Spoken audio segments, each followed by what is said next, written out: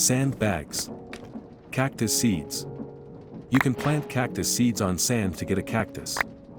Sugarcane seeds. Sugarcane can grow on dirt or sand, but must be adjacent to water. Bamboozled. Bamboo grows on dirt or grass rapidly too. It's a good source of sticks and scaffolding.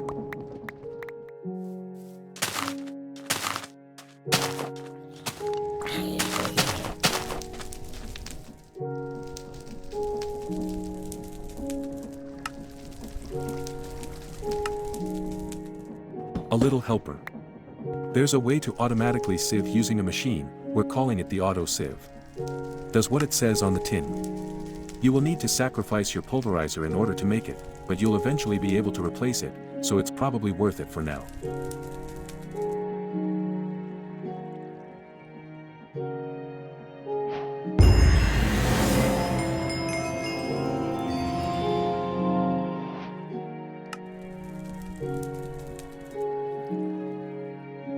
Old fungus. Ancient spores can be obtained by sieving silica dust blocks using a diamond mesh. Ancient spores can be used on dirt to turn it into mycelium.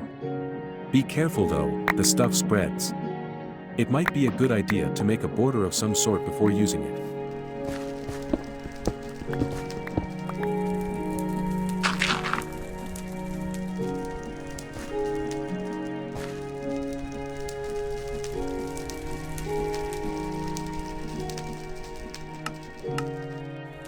Watery witches. Place a wooden barrel on top of a block of mycelium, and then fill it with water. After a few seconds, the water inside the barrel will be transformed into witchwater. If you pour this stuff on the ground, it can transform some hostile mobs into more potent versions, be careful. Spooky dirty sand. Adding sand to a barrel full of witchwater will transform the sand into soul sand, consuming the witchwater in the process. Take a look at the networks for X-Men section of this survival guide in Appendix A for suggestions on automating the production of soul sand. More like St. John's wort. Not the kind you supposedly get from frogs. Sieving soul sand with an iron mesh can result in some nether wart.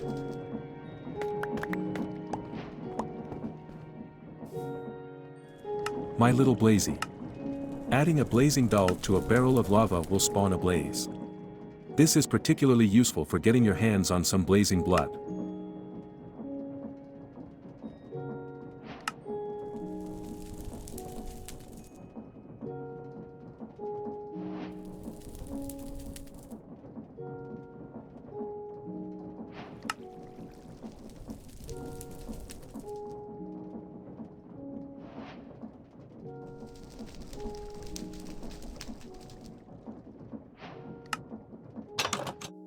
Bleeding blaze. Blazing blood can be obtained by putting a live blaze inside a heated smeltery. The blaze will take damage and produce blazing blood until it dies. Early on, using a blazing doll to summon a blaze might be your only way of achieving this.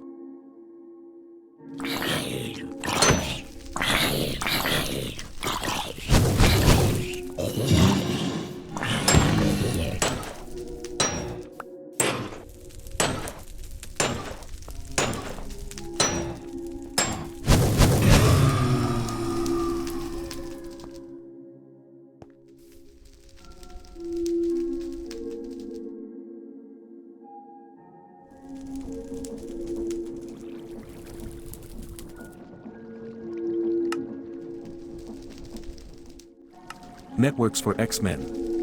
XNet is a powerful piece of kit for connecting blocks together using fewer cables than would otherwise be necessary. It requires a controller, which allows you to set up 8 different channels which describe the behavior of your network. We have included a few examples of how XNet can be used to automate some processes you might otherwise find challenging. Connectors and cables. Standard connectors will connect to adjacent machines or XNet cables in all directions. To increase their speed, look for their advanced counterparts.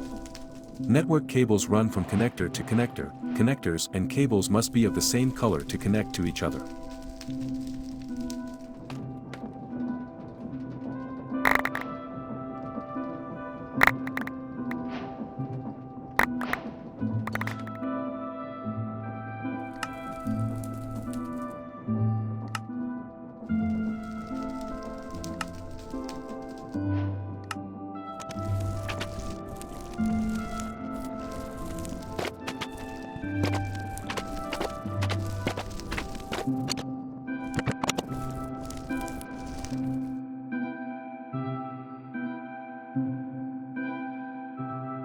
Soul Sand Machine, Moni's take.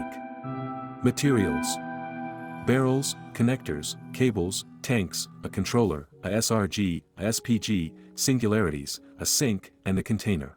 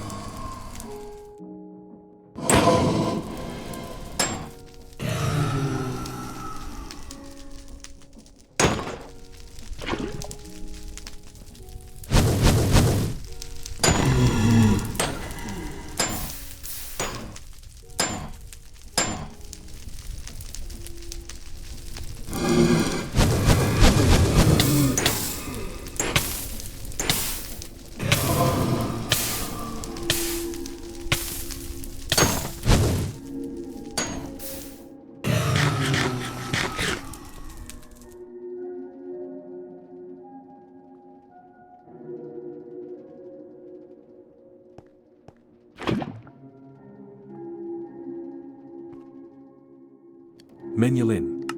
Try say that 5 times fast. Menulin is a very tough material made from alloying molten debris and cobalt together in a smeltery that has a fuel source of at least 1200 degrees. The only such fuel source available to us is blazing blood.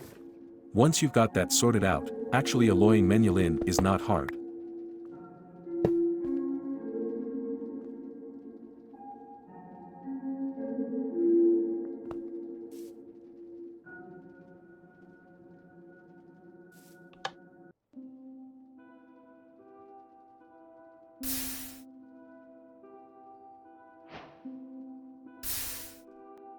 Not from Stonehenge. Use a piece of glowstone dust on a stone barrel full of lava and you will create some end stone.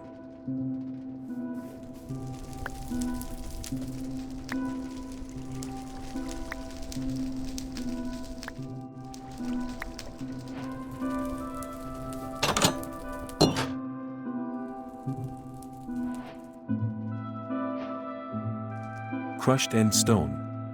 Crushed end stone can be sieved using an iron mesh or higher to give you a chance of getting an ender pearl.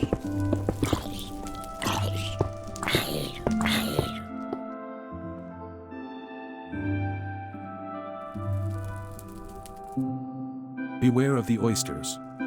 Sieve the crushed end stone and, with a bit of luck, you'll end up with an ender pearl or two.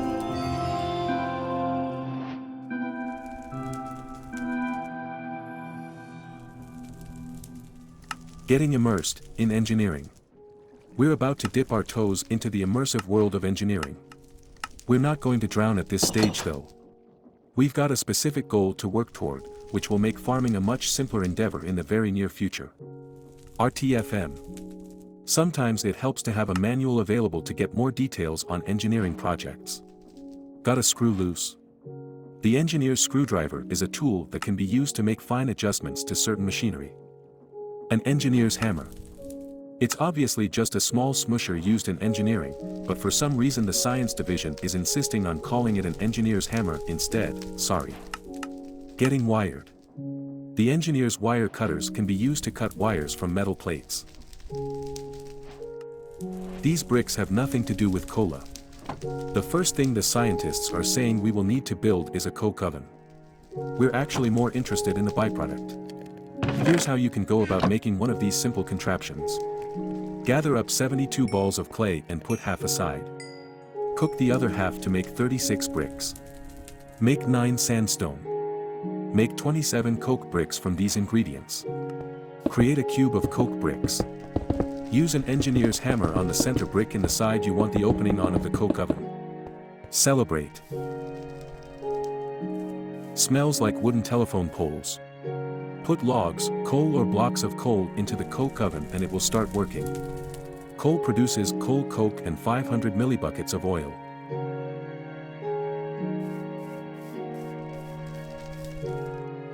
Plates. Metal plates can be made by smushing an ingot using either the engineer's hammer or a smusher. Wires. Use your engineer's wire cutters with a metal plate to make wires.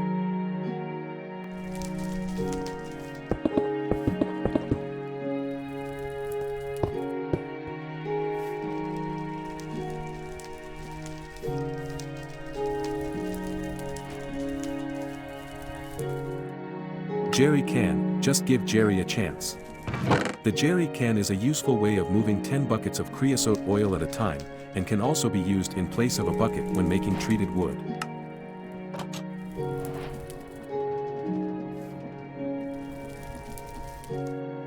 Treat yourself to something special. To make treated wood, surround a bucket of creosote oil with wooden planks of any variety in a crafting table.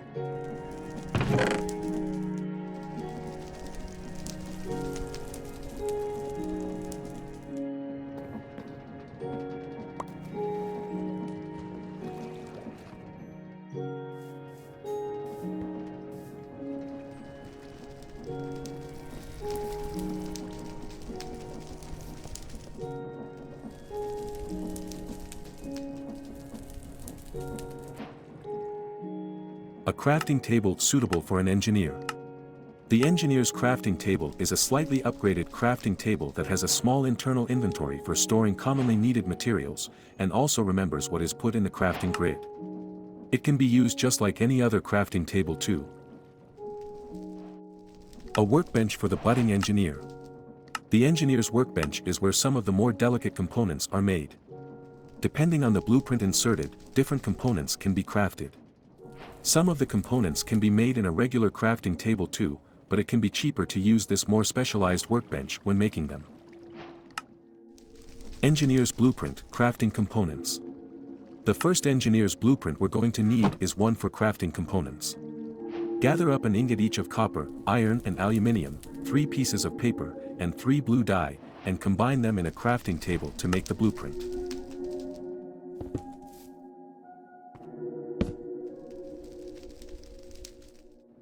Components for crafting. While it's now possible to make other crafting components, what we really need right now are iron mechanical components and vacuum tubes.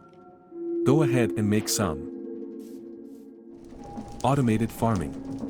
The science division reliably informs me that we're now in a position to be able to make our first Garden Cloche. The Garden Cloche is an amazing bit of kit that when provided with power and water, a seed, and the appropriate material for the seed to grow on, can automatically grow and harvest plants. Right now our options are limited, but we're going to be looking to change that soon. Garden Cloche unlocks, digging up the dirt.